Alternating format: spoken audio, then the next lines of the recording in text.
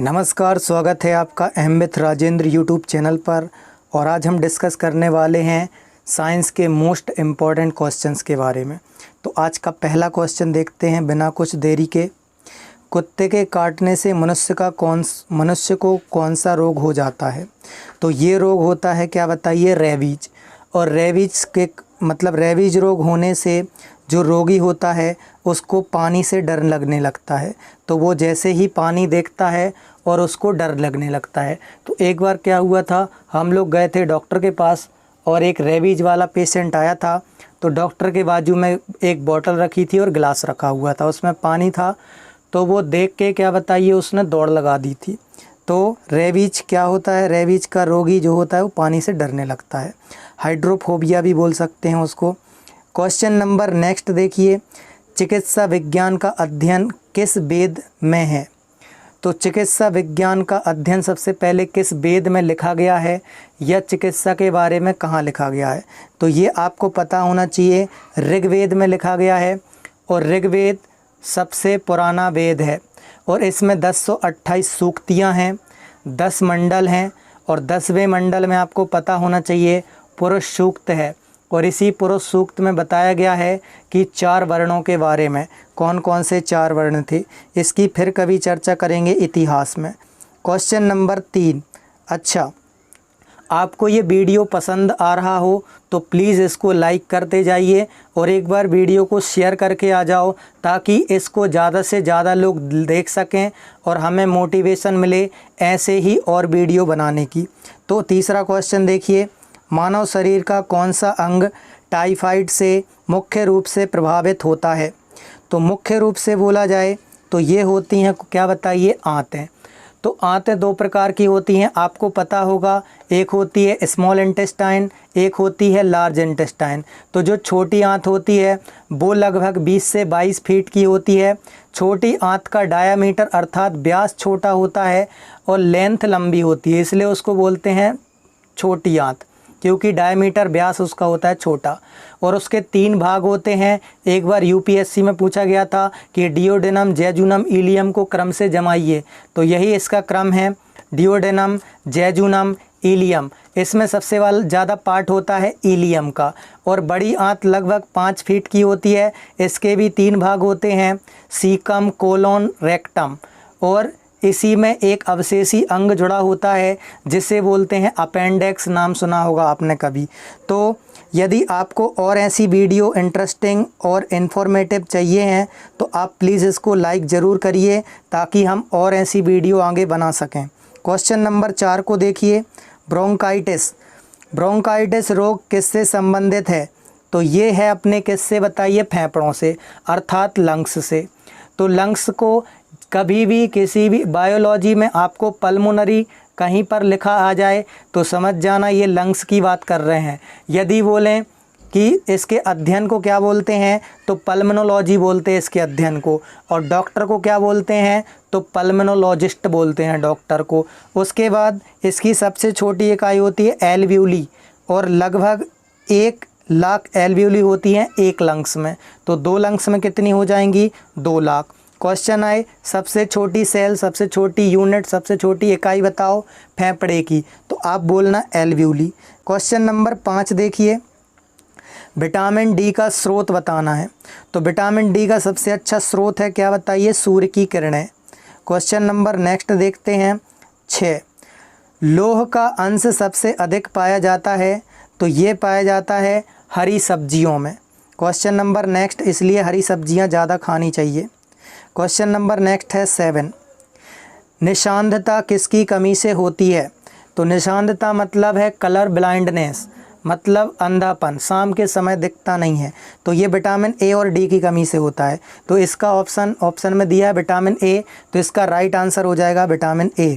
Question number next देखिए 8, मछलियों के यकृत तेल में किसकी प्रचुरता होती है? तो यकृत तेल को बोलते हैं कॉड लीवर ऑयल। तो जो कॉड लीवर ऑयल होता है, मछलियों का यकृत तेल होता है, उसमें विटामिन ए और विटामिन डी की प्रचुरता होती है। लेकिन इसमें दोनों ऑप्शन में दिए हैं, तो इस हिसाब से आप विटामिन डी को लगाना, ठीक है। और इसके अलावा भी मछलियों के लीवर में और क्या होता है, तो होता है omega 3 fatty acid, vitamin A और डी। नेक्स्ट क्वेश्चन देख लेते हैं, क्वेश्चन नंबर 9। क्वेश्चन नंबर 9 क्या बोल रहा है, विटामिन डी की कमी से होने वाले रोग रिकेट्स में शरीर का कौन सा अंग प्रभावित होता है, तो ये आपको पता होगा, अस्थि अर्थात बोन प्रभावित होती हैं। क्वेश्चन नंबर 10 को देखिए, पिलेना नामक रोग त्वचा सूख जाती है पिलेना नामक रोग में, तो ये कौन से विटामिन की कमी से होता है, तो ये होता है विटामिन B5 की कमी से। तो विटामिन B5 आपने पढ़ा होगा 1 2 3 5 6 7 11 12 इतने होते हैं, विटामिन बी कॉम्प्लेक्स के अंतर्गत आते हैं। और B5 का नाम है पेंटोथेनिक एसिड, इसका यदि रासायनिक नाम बोलें तो पेंटोथेनिक एसिड हो जाएगा। क्वेश्चन नंबर 11 देखिए, कोबाल्ट किस विटामिन में उपस्थित रहता है, तो ये आपको पता होना चाहिए, कोबाल्ट विटामिन B12 में होता है। यहाँ पर मिसप्रिंट हो गया है, तो ये आपको पता होना चाहिए, कोबाल्ट होता है विटामिन B12 में। और विटामिन B12 को नीला विटामिन भी बोलते हैं। और यही जो नीला विटामिन है, ये विटामिन जो B12 है, ये हमें ई कोलाई बैक्टीरिया प्रदान करता है, जो कि हमारी बड़ी आंत में पाया जाता है। और बड़ी आंत में जो अपना वेस्ट होता है उसको वो खा लेता है और बदले में हमें देता है, क्या बताइए, विटामिन B12। तो विटामिन B12 अपने पेट के अंदर बनता है, ठीक है। तो जब दो अलग अलग वर्ग के लोग एक साथ रहें और एक दूसरे को फ़ायदा पहुंचाएं, तो इस कंडीशन को बोलते हैं सिम्बायोटिक रिलेशन, या बोलते हैं सहजीवता संबंध। चलिए, तो इसको याद रखना आप। क्वेश्चन नंबर 12 को देखिए, इडली जो कि क्या बताइए, दक्षिण भारत का व्यंजक है, उसमें कौन सा विटामिन प्रचुर मात्रा में होता है, तो ये होता है विटामिन सी। और विटामिन सी आपको पता होना चाहिए, आपने इडली कभी खाई होगी तो वो खट्टी लगती है, सभी खट्टे फलों में विटामिन सी पाया जाता है, ठीक है। और पायरिया विटामिन सी की कमी से होता है, ये भी आपको पता होगा। इसका केमिकल नेम सिट्रिक एसिड या एस्कॉर्बिक एसिड होता है। अच्छा, इससे एक क्वेश्चन और बनता है कि जो कच्चा आम होता है उसमें कौन सा एसिड होता है और पके आम में कौन सा एसिड होता है, तो कच्चे आम में होता है सिट्रिक एसिड और पके आम में होता है मैलिक एसिड, इसको भी याद रखना। क्वेश्चन नंबर 13, संचायक बैटरियों में निम्नलिखित में से कौन सी धातु का प्रयोग किया जाता है, तो ये किया जाता है सीसा का। नेक्स्ट क्वेश्चन देखते हैं, क्वेश्चन नंबर 14, वह धातु जो कुछ समय तक हवा में खुली पड़ी रहने पर उस पर हरे कार्बोनेट की परत जम जाती है, तो ये आपने देखा होगा, कापर के बर्तन जो आपके बने होते हैं, जो कापर के बर्तन बने हुए होते हैं भगवान जी के, वो हरे पड़ जाते हैं।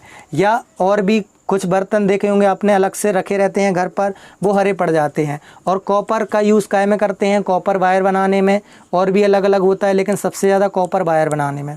तो सबसे अच्छा सुचालक होता है चांदी, दूसरे नंबर पर कॉपर। चूँकि चांदी महंगी होती है इसलिए हमें कॉपर लगाना चाहिए, इसीलिए घर की वायरिंग में आपने देखा होगा कॉपर लगाया जाता है अच्छी वायरिंग में। क्वेश्चन नंबर नेक्स्ट देखिए 15, पारे का मुख्य अयस्क कौन सा है, तो ये आपको पता होगा, ये है कौन सा बताइए, शनिवार। क्वेश्चन नंबर 16, सांद्रित अयस्क को वायु की अनुपस्थिति में कसकर गर्म करना क्या कहलाता है, तो ये कहलाता है निस्तापन। क्वेश्चन नंबर नेक्स्ट देखिए 17, किस रंग के प्रकाश में प्रकाश संश्लेषण की दर सबसे ज़्यादा होती है, तो ये आपको पता होगा, बैजानी हम्पी नाला, तो बैगनी। क्वेश्चन नंबर 18 को देखिए, इंटरेस्टिंग क्वेश्चन है, बुढ़ापे में आँख से कम क्यों दिखता है, तो ये क्यों दिखता है कि आँख की सामंजस्य क्षमता कम हो जाती है, ठीक है। तो ना ही ज़्यादा पास का दिखाई देता है और ना ही ज़्यादा दूर का दिखाई देता है। और आपको ये भी पता होना चाहिए, जो ह्यूमन आई है वो 576 मेगापिक्सल की होती है। आपके एंड्रॉयड कैमरे में मुश्किल से वो होगा, एंड्रॉयड एप्लीकेशन जो एंड्रॉयड आपका मोबाइल है मुश्किल से 20-30 मेगापिक्सल का होगा, और पहले तो 2-2 मेगापिक्सल के चलते थे। जो हमारी आँख है वो 576 मेगापिक्सल की होती है। और कौन सा लेंस होता है प्राकृतिक लेंस, तो वो उत्तल लेंस होता है, और उसका प्रतिबिंब हमेशा उल्टा बनता है। एक क्वेश्चन और यहाँ से बनता है कि जो हमारी आँख में विवरणता होती है, मतलब रंग पहचानने की क्षमता कम हो जाती है, जिसे कलर ब्लाइंडनेस भी बोलते हैं, उसे उसकी क्षमता कम हो जाती है। किसकी वजह से? कौन सेल खराब होने की वजह से। चलिए तो नेक्स्ट क्वेश्चन देखते हैं, क्वेश्चन नंबर 16। सोलर कुकर में लगा शीशा कैसा होता है? तो सोलर कुकर में लगा शीशा बताना है, ना कि लेंस। तो ये शीशा की बात कर रहे हैं तो ये अवतल दर्पण, और लेंस बोलेंगे तो उत्तल लेंस। ठीक है, चलिए नेक्स्ट क्वेश्चन देख लेते हैं, क्वेश्चन नंबर 20। प्रकाश के वर्ण विक्षेपण का उदाहरण बताइए। तो वर्ण विक्षेपण का उदाहरण कौन है बताइए? प्रिज्म से स्पेक्ट्रम। तो प्रिज्म से आपने देखा होगा, बचपन में ऐसा बनाया होगा। तो प्रिज्म से जो अलग अलग किरणें निकलती हैं वो अपने क्या बताइए अलग अलग रंगों में बिखर जाती हैं, श्वेत प्रकाश की किरण। तो 7 अलग अलग रंगों में बंटना क्या कहलाता है? वर्ण विक्षेपण कहलाता है। क्वेश्चन नंबर नेक्स्ट, आपने इंद्रधनुष में देखा होगा, यदि केश नली का व्यास दुगना कर दिया जाए तो नली में पानी का चढ़ाव आधा हो जाएगा। इसको भी आपने पढ़ा होगा कई बार। क्वेश्चन नंबर 22 को देखिए, जब पारे की अनेक छोटी छोटी ग्लोब्यूल मिलकर एक बड़ी ग्लोब्यूल बनाती हैं तो ग्लोब्यूल का ताप क्या होगा? बढ़ेगा। जब मिलेंगी घर्षण होगा तो वो बढ़ेंगी, ताप क्या हो जाएगा बताइए? बढ़ेगा। देखो बचपन में यदि आपने खेला हो तो हम खेलते थे, क्या बताइए, ऐसा रहता था पारा, और पारे को दबा देते थे तो बहुत सारे छर्रे बन जाते थे, फिर उसको क्या बताइए इकट्ठा करते थे, वही हैं ग्लोब्यूल।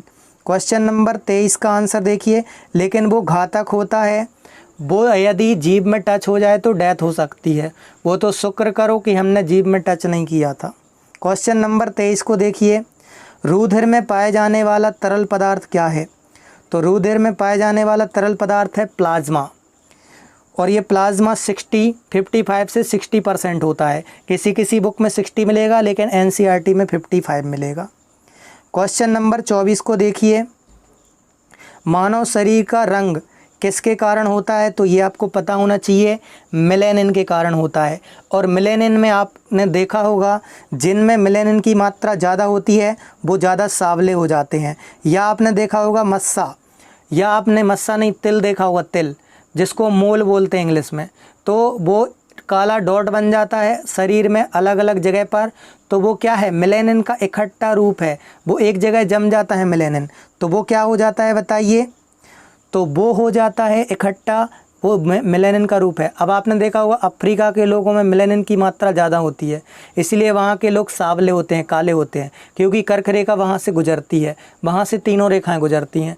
अब आपने देखा होगा अमेरिका, इटली, फ्रांस, यूरोप के लोग बिल्कुल श्वेत होते हैं, गोरे होते हैं, बिल्कुल फेयर रंग होता है, उनमें मेलानिन की कमी होती है।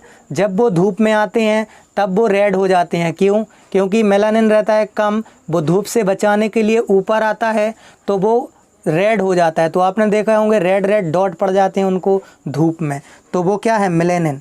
मेलानिन बचाने आता है, मतलब वो धूप में नहीं रह सकते। और भारतीय लोग, अफ्रीकन लोग जो कर्क रेखा के आसपास रहते हैं वो रह सकते हैं। गर्दन की हड्डी जिस पर सिर रहता है उसे क्या कहते हैं? तो उसे कहते हैं एटलस। फीमर आपको पता होगा जांघ की हड्डी है सबसे मजबूत।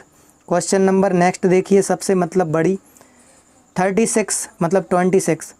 व्यक्ति के शरीर में रक्त की कितनी मात्रा होती है?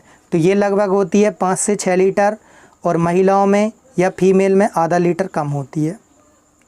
क्वेश्चन नंबर 27 को देखिए ज़रा, सामान्य मनुष्य के रक्त शरीर के भार का कितना प्रतिशत होता है? तो ये लगभग 7% होता है, 7%। क्वेश्चन नंबर 28 देखिए, न्यूक्लियक से रहित मतलब न्यूक्लियक मतलब क्या है? केंद्रक से रहित जंतु कोशिकाओं में निम्नलिखित में से किसका अभाव होता है? तो इसमें क्या नहीं होता है? क्रोमोसोम नहीं होते हैं। क्वेश्चन नंबर 29, निम्नलिखित में से किनकी विभक्तियों पर रक्त द्वारा डाले गए दबाव को रक्त दाब अर्थात ब्लड प्रेशर कहते हैं? तो ब्लड प्रेशर देखो, जब ब्लड डालेगा प्रेशर मतलब पंप करेगा, कौन करेगा पंप? हृदय। तो हृदय पंप करेगा तो किस पे जोर आएगा बताइए? धमनी पर। और ये धमनी आपको पता होगी कई प्रकार की होती हैं, बहुत सारी होती हैं, जैसे हो गई महाधमनी, कोरोनरी आर्टरी हो गई, फिर पल्मोनरी धमनी हो गई, पल्मोनरी को फुफ्फुसीय बोलते हैं, फुफ्फुस धमनी। फुफ्फुस बोलें तो ये किससे रिलेटेड हो जाएगी बताइए, पल्मोनरी हो गया तो किससे रिलेटेड हो जाएगी, लंग्स से, और लंग्स से आएगा शुद्ध रक्त। ठीक है, तो पल्मोनरी में बहता है अशुद्ध, पल्मोनरी धमनी में, और धमनी में बहता है शुद्ध। तो ये क्या करती हैं धमनियाँ, ये हार्ट से बॉडी की ओर रक्त को ले जाती हैं, और पल्मोनरी धमनी क्या करती है, हार्ट से अशुद्ध रक्त को फेफड़ों में ले जाती है। क्वेश्चन नंबर देखिए 30, स्वस्थ मनुष्य में प्रति मिनट हृदय स्पंदन होता है, तो ये होता है 72 बार, आपको पता होगा। 31 देखिए, मानव शरीर में पाचन का अधिकांश भाग कहाँ होता है, तो ये भी आपको पता होगा, छोटी आंत में, और छोटी आंत के बारे में हम आपको बता चुके हैं। चलिए, तो ये था आज का लास्ट क्वेश्चन। कमेंट करके बताइए आपको वीडियो कैसी लगी है। यदि आपको वीडियो पसंद आई है तो आप लाइक ज़रूर करिए, और इस वीडियो को ज़्यादा से ज़्यादा लोगों को शेयर करिए, ताकि हमें और ऐसी वीडियो बनाने के लिए प्रेरणा मिले। धन्यवाद। जय हिंद, जय भारत।